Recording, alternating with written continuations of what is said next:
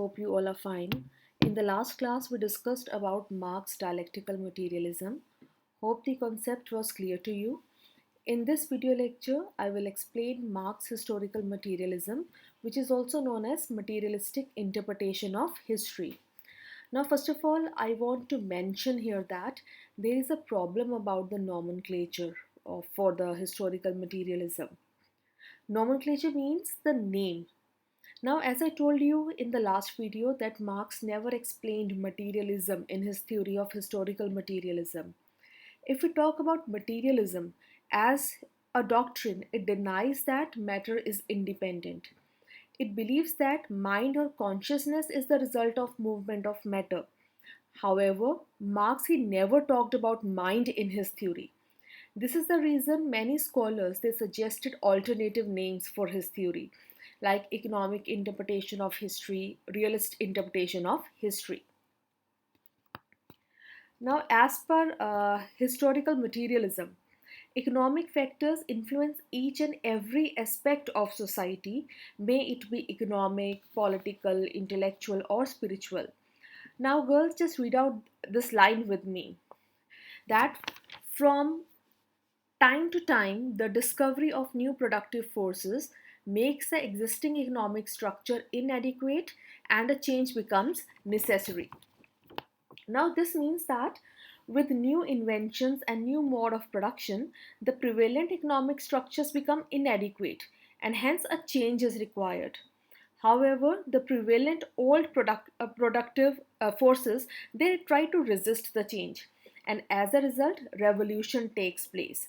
Now, students, this is a reality. Whenever any revolution occurs, that is mainly due to the clash between the old and the new thoughts, or between the old and the new methods. But for Marx, all the revolutions they were just result of one reason, that is the economic factor. Now, let us discuss about this theory in detail. Now, first, this theory is based on a simple truth that man must live to eat. Now, Marx says that man is a biological being and his survival depends on his work. He produces by putting in efforts in nature. Marx further adds that even the society is a result of man's attempt to procure and obtain necessities of life. However, we all know that society can't produce all that is required because there is always a shortage. Now, due to deficiency or shortage, there prevails tension in the society. The second one, the second point deals with the question why man works and what is the influence of the economic system on man's life.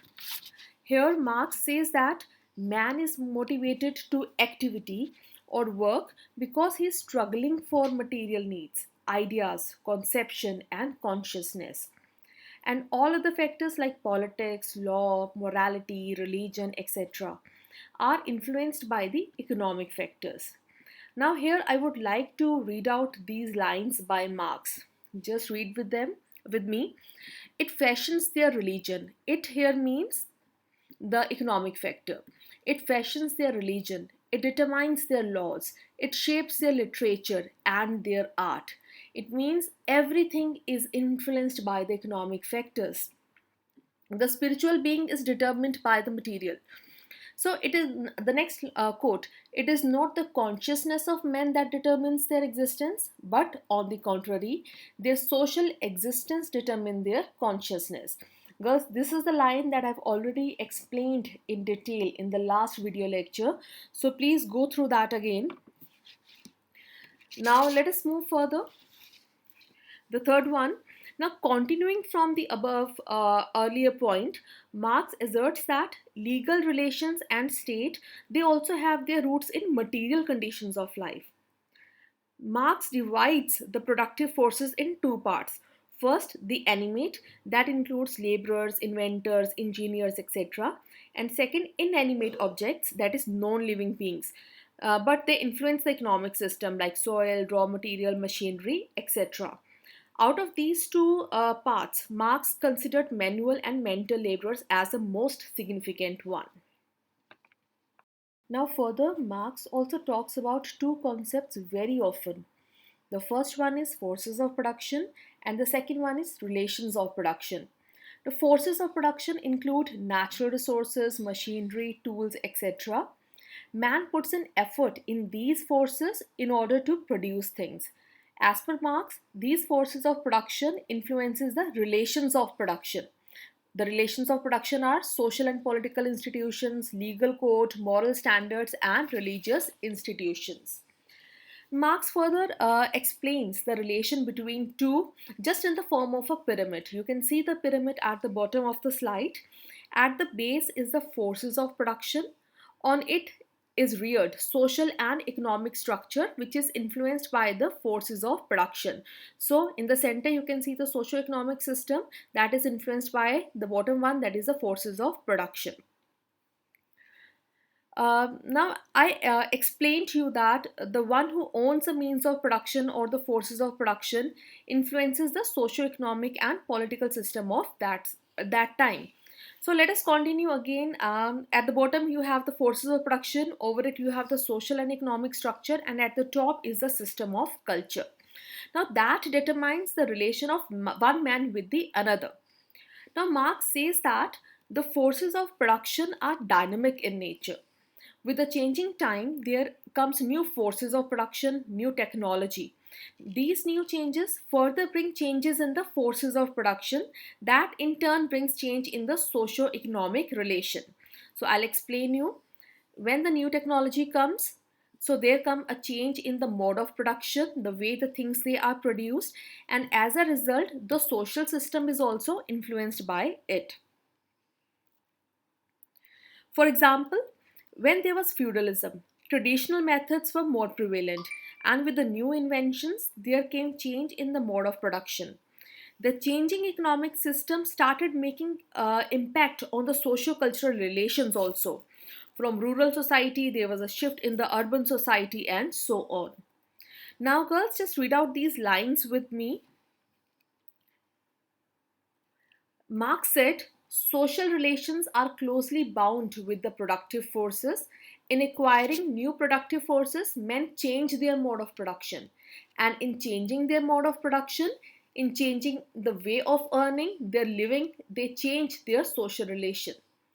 The hand mill gives you society with the feudal lord, the steam mill a society with the industrial capitalist. So this is how the modes of production bring a change in the society. Now, however, when socio-political institutions they fail to adjust themselves with the changing time, revolution takes place. Marx and Engels they declared that only possible solution to change it is class struggle. Further, Marx divides the history in four stages: primitive stage, slave society, feudalism, and capitalism.